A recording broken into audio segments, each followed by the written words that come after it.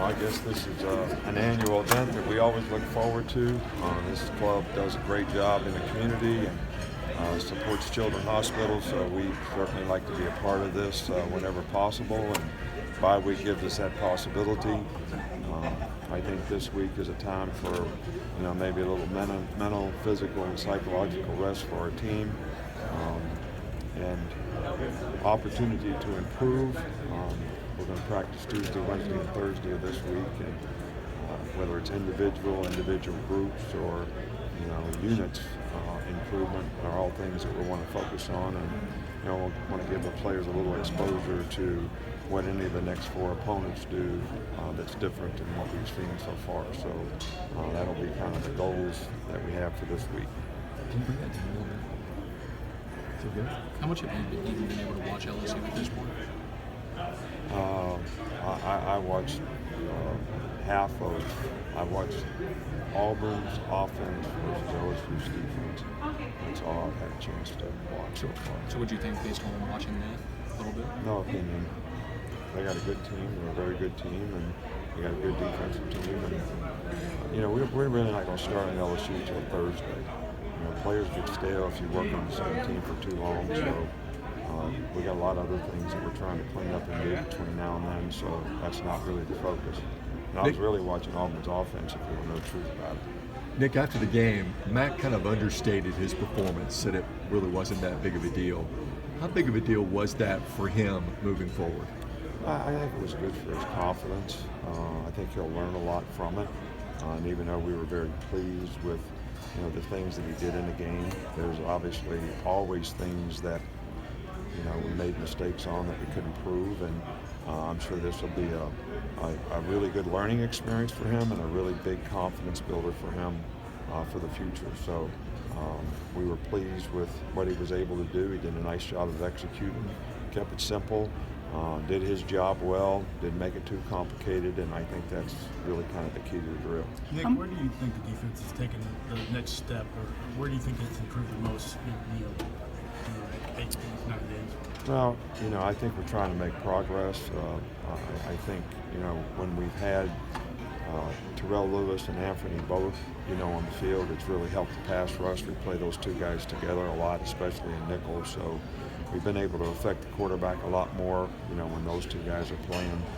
We still, have a ways to go in terms of ability to execute together as a group without making mental error here, mental error there that leads to plays. Because I think when you get in close games, those kinds of things can really, really hurt you. And as a team, we still get far too many penalties, too many undisciplined type penalties that we need to clean up and give people too many extra opportunities, whether it's on third down or 4th and 3, on-up offsides on a punt return where you're just going to fair catch the ball. I mean, you're giving people extra possessions on offense, and when they have good players and good teams, those things can really hurt you. How much do the next 2 workouts, you said no LSU until Thursday, that you enjoy as a coach where you get to, it's just focus on trying to work on the things that need to be done?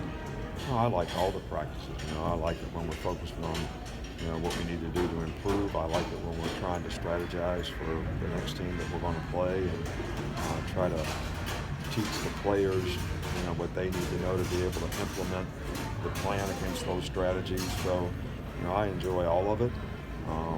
So we just take it one day at a time and try to get the most out of every day and be where your feet are and control what you can control in that moment. And that's been the thing that I think that can help the players the most and can help us the most as coaches. What will be the approach for Tua when he is able to return to practice? Well, we just have to see what he can do and evaluate his mobility and his performance, and that can't really predict any of those things. Just got to let it happen and see how it goes. And I think Wednesday will probably be the first day he's back out on the field. He's been on the Ultra G now and progressing well on that, which is usually the protocol for how we bring players back that have lower extremity type injuries. Based on how well his rehab's gone at this point, is it fair to say that you guys are pretty optimistic at this point that he's going to be available? I just said we're not making any predictions. So is it fair to question that? We can't know. I can't know. I got no crystal ball. I don't know how he's going to do in Wednesday's practice. I don't know how he'll do after that. So is it fair to say I don't know?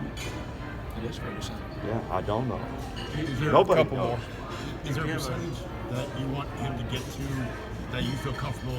No, if he can perform to the best of his ability, we're not going to put him in a situation where he can't perform.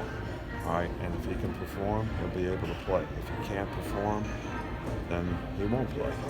Okay. One more. We done?